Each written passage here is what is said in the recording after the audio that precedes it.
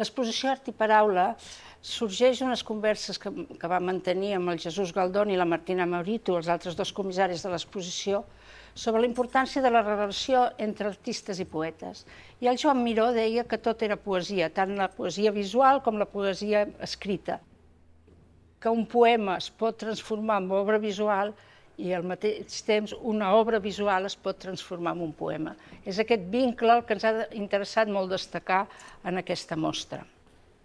L'obra inicial va ser l'obra del Jesús Galdón, dedicada al Carles Ackmore, però després vam intentar teixir una mica de relat generacional i també de gènere de diferents artistes que havien fet això, havien fet una obra dedicada a un poema.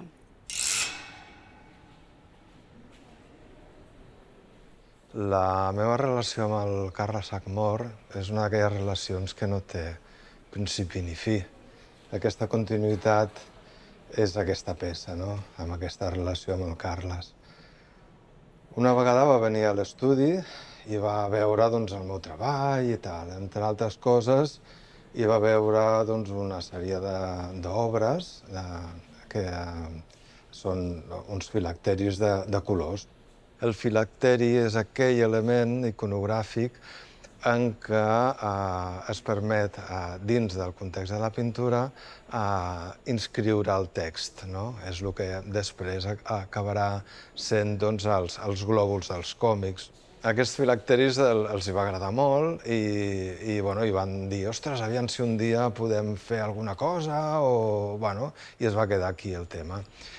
Va passar el temps i recordo que era al poble, a València, a l'estiu, que em va escriure i em va comentar «Mira, Galdón, ja tinc una mica allò que vam parlar, m'ha sortit això». I em va enviar el filacteri d'Infrallengua. I em vaig quedar fascinat, de veritat. Però a més va ser la primera, perquè, ostres, vaig trobar que era una peça impressionant.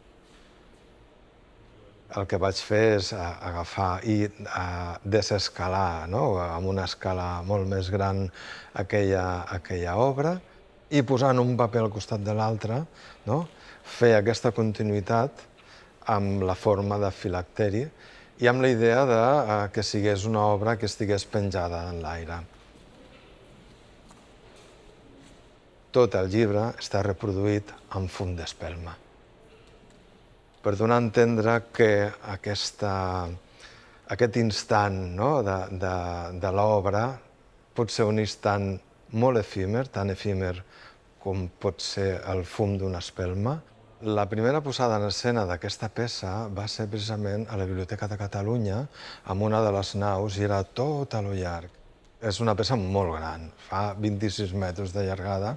En el cas de Martorell, de l'Espai Moixart, el que hem fet és agafar la peça i partir-la en dues parts, com si comencés amb un espai, es tallés amb aquest espai i sortís per un altre. Hem aprofitat, amb la connivència amb l'Adolf Alcañiz, que aquesta peça, l'altra part, estaria molt bé que coincidís també amb la instal·lació de l'Ester. I funciona superbé.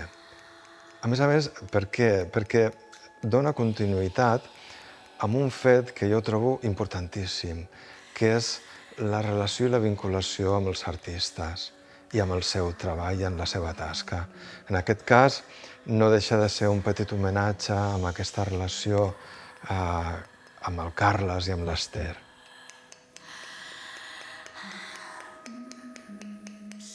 A l'hora d'anar estructurant l'exposició, no va haver-hi cap dubte que si volíem relacionar art i poesia, hi havia de ser l'Ester Xargay.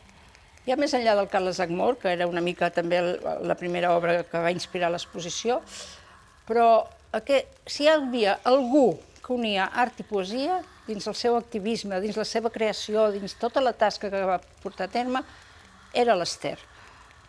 Va ser claríssim, vull dir, no calia buscar més, la teníem, era la persona que unia l'esperit de l'exposició, que era ella feta realitat, com a persona era l'esperit de l'exposició.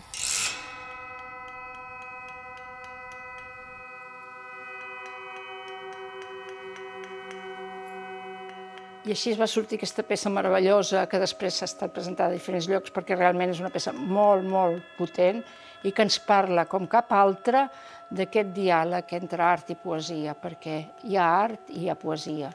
Hi ha paraula, hi ha verb, hi ha imatge.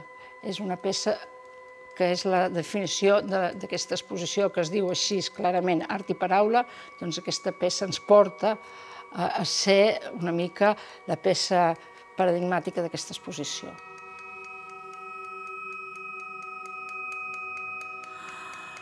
Era aquest saber sortir-se d'uns marges, saber anar més enllà de la cosa tancada de ara faig una pintura, ara faig un poema. La Felícia Fuster feia pintures poètiques i poemes pictòrics, quasi. I l'Ester feia també aquesta obra que era com més global, que era un poema, era una instal·lació, era un vídeo, era com era tota ella, tot obert, tot sense límits, sense estar classificat, això és això, això és l'altre, sinó que tot era relacionar les arts d'una manera viva, d'una manera real, era una cosa que caracteritzava les dues creadores.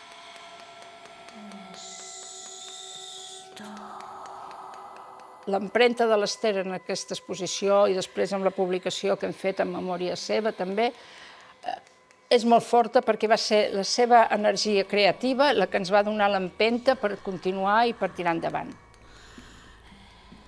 A nivell generacional podem parlar de les primeres obres, la de Guinovar dedicada al Joan Oliver sobre les decapitacions, i acabar amb l'obra de les dues artistes i poeta, la relació artista i poeta més joves, que són l'Àngels Moreno i l'Anna Llimós. Curiosament, elles, les més joves, han fet tant un poema com una obra visual dedicada a la memòria.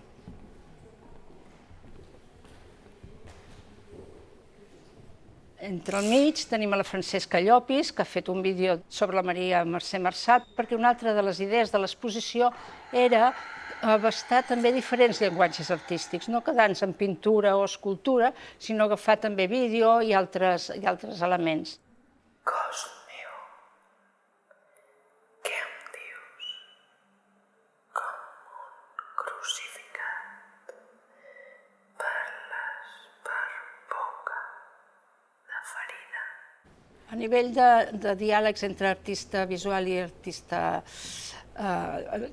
literari, potser parlaria una mica de l'obra de la Mararza, que ha fet un joc quasi de marqueteria de la paraula, de la lletra, unint dos artistes molt allunyats, com és el Ramon Llull i el Vicent Andrés Estrellers, que tots dos van crear el llibre de Meravelles. I a partir d'això ella ha agafat uns fragments i ha fet una marqueteria de la paraula, com li agrada dir amb ella, jugant amb les paraules dels dos i unint aquests dos poetes tan allunyats, el Llull i l'Estellers, tots dos també dels Països Catalans, però molt allunyats en el temps.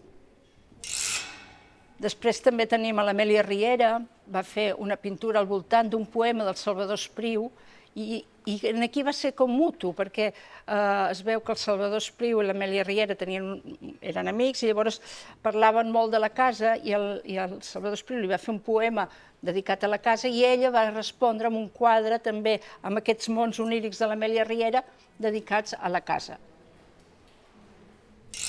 Tenim el Jordi Tolosa, que ha fet una obra potser més críptica sobre el Foix, fugint una mica del que sempre es parla del Foix, dels poemes, i buscant uns textos que tenia el Foix que es deia allò que l'avantguàrdia no digué, i que juga amb la realitat i la ficció, amb coses que ens semblen que són ficció i són realitat, i a l'inrevés. I el Jordi Tolosa ha fet una escultura al voltant d'aquest joc entre realitat i ficció, que és un dels temes que acostuma a tocar el Jordi Tolosa. Foix juga amb la realitat i ficció i el Jordi li respon amb una obra també que no saps on és la realitat i on és la ficció.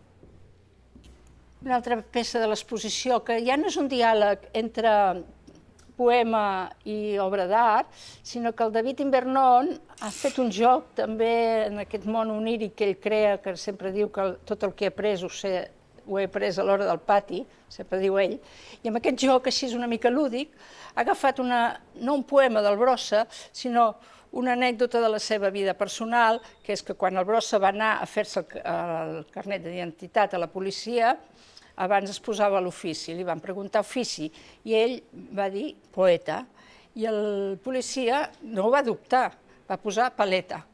I el Brossa ho va trobar quasi un poema visual, aquest fet, i va anar molt de temps amb aquest DNI que posava que el seu ofici era paleta.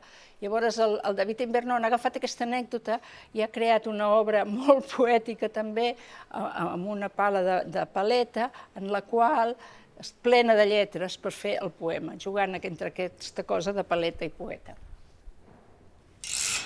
Tenim el Gerard Altaió, que ens ha fet una peça amb les obres completes d'Ausiàs Marc, no ha agafat un poema, ha agafat les obres completes i ha posat sobre una cadira que està en un equilibri inestable. Necessitem els clàssics per mantenir la nostra estabilitat, però que tot és una mica inestable en si, perquè si ens posem a sobre dels clàssics, l'equilibri es manté, però ens costa una mica en aquesta societat que estem mantenir un equilibri adequat.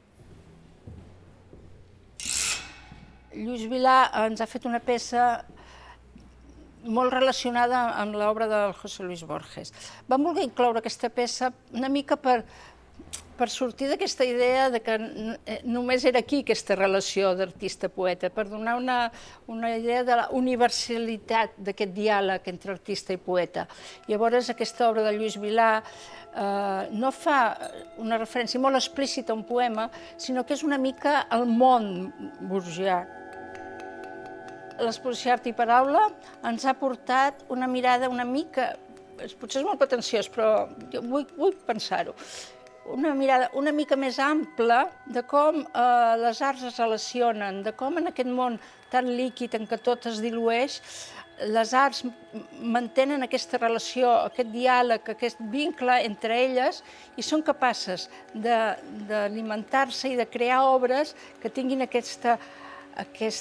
surtin d'aquesta liquiditat per agafar una solidesa i donar-nos, oferir-nos als espectadors obres que són un poema i que són una obra visual i que estan unides en aquest camí creatiu.